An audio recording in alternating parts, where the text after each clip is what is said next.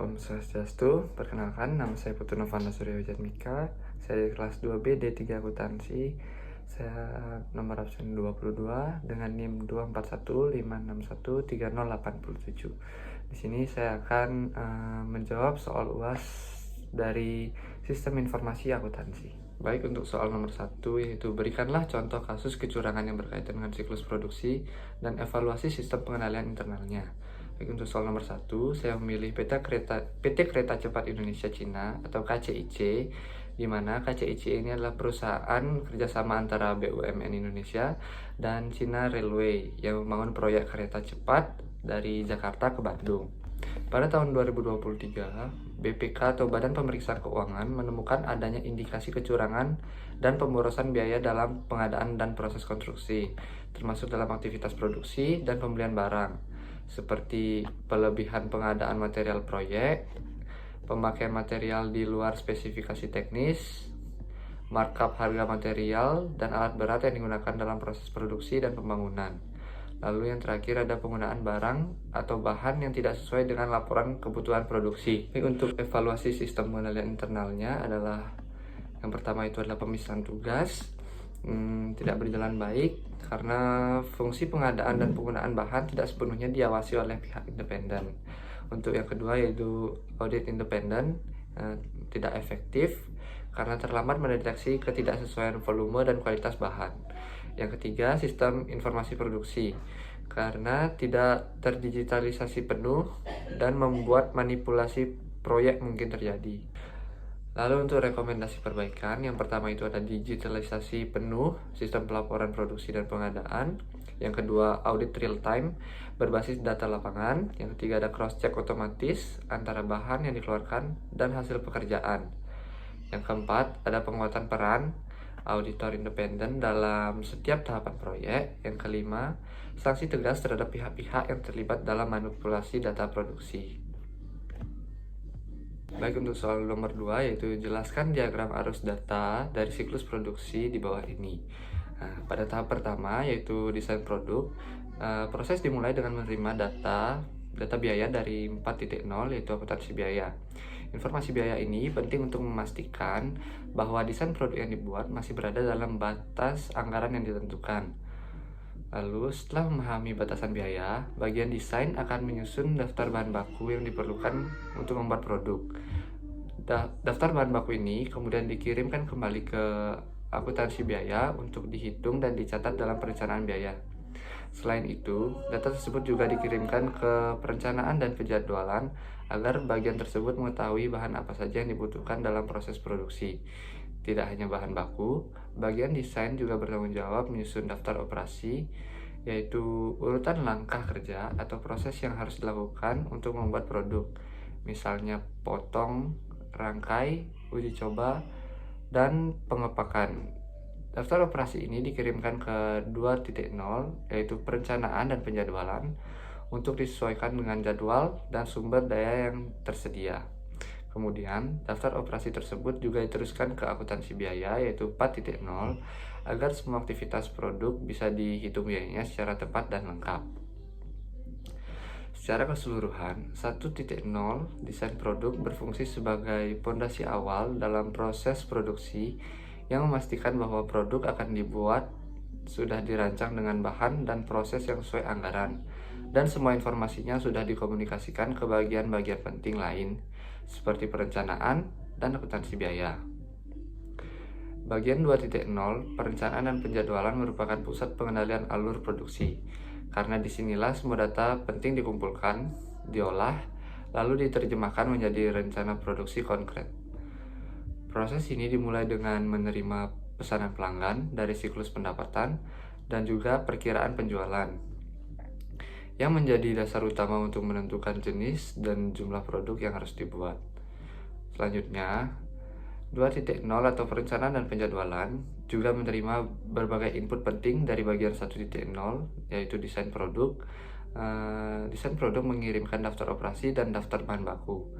Informasi ini digunakan untuk menentukan urutan proses produksi dan kebutuhan material yang diperlukan.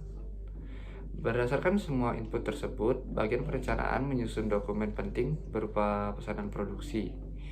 Dokumen pesanan produksi ini dikirimkan ke 3.0, yaitu operasi produk, sebagai instruksi formal pelaksanaan produksi. Selain itu, 2.0 juga membuat permintaan bahan baku dan kartu pemindahan, lalu mengirimkannya ke operasi produk. Tidak hanya itu, 2.0 juga menentukan kebutuhan tenaga kerja, kemudian mencocokkannya dengan data ketersediaan tenaga kerja dari sistem penggajian. Dari sini, bagian ini bisa menyusun jadwal kerja dan shift produksi yang realistis. Proses 2.0 juga menghasilkan data WIP atau Work in Process, yaitu data produksi dalam proses yang akan dikirimkan ke 4.0 atau akuntansi biaya.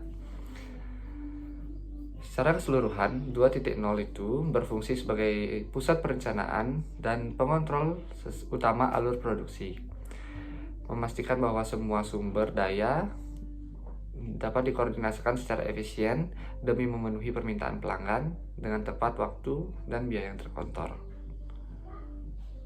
Fungsi produksi memiliki peran utama dalam proses mengubah bahan mentah menjadi barang jadi sesuai produksi yang telah diterima.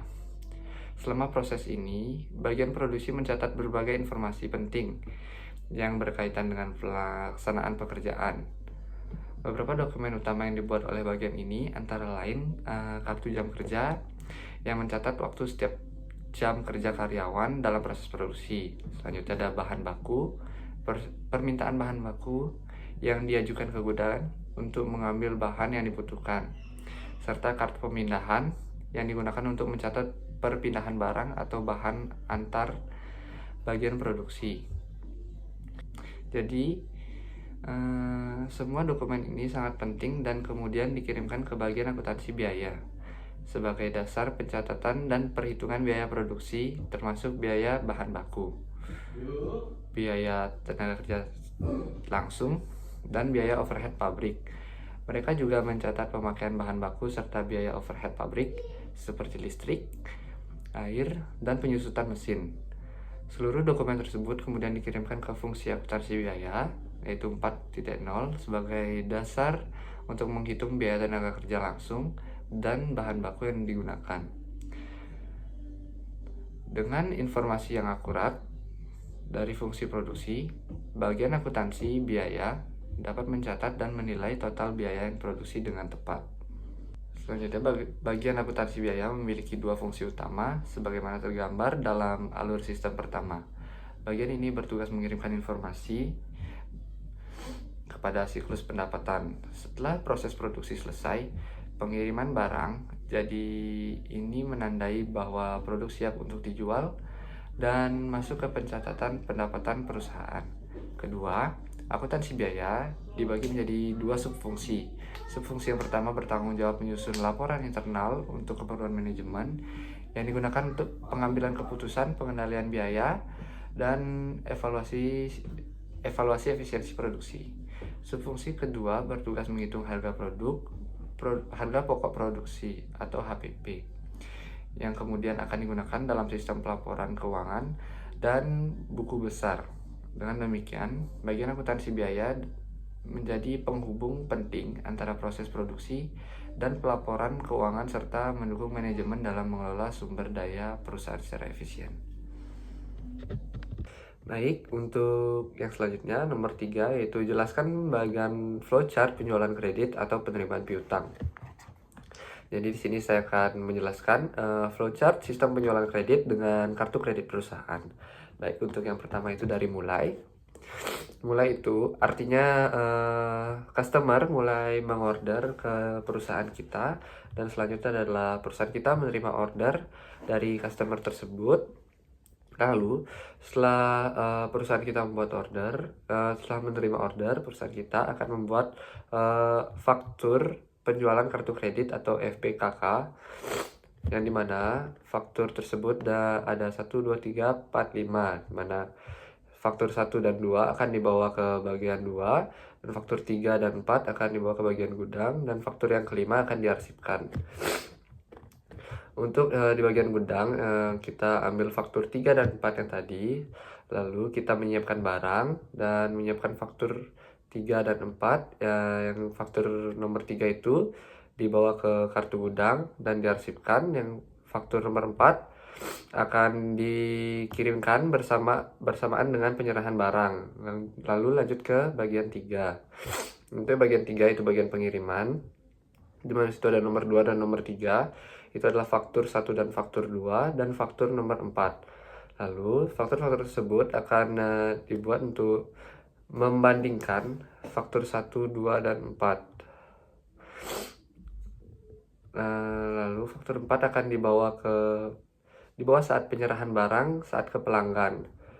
Selanjutnya ada di bagian piutang, di mana ada ada bagian nomor 4, di mana di bagian nomor 4 itu ada faktur nomor 1 dan nomor 2. Selanjutnya di faktur nomor 1 itu akan dibawa ke kartu piutang dan dibawa ke bagian nomor 5. Dan di faktur nomor 2 itu akan dibawa ke bagian nomor 6. Selanjutnya di bagian nomor 5 itu ada bagian penagihan, di mana di situ ada faktur nomor 1 yang selanjutnya akan diarsipkan secara periodik dan membuat surat tagihan. Selanjutnya faktur nomor 1 dan surat tagihan itu akan dibawa ke pelanggan juga. Yang terakhir itu ada bagian jurnal. Di bagian jurnal itu ada faktur nomor 2 yang akan dibawa ke jurnal penjualan dan diarsipkan. Setelah itu selesai.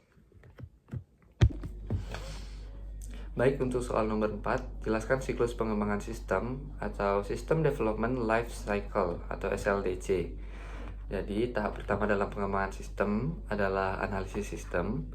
Di tahap ini, kita harus benar-benar memahami dulu apa masalah yang ada di sistem lama dan apa yang dibutuhkan oleh pengguna.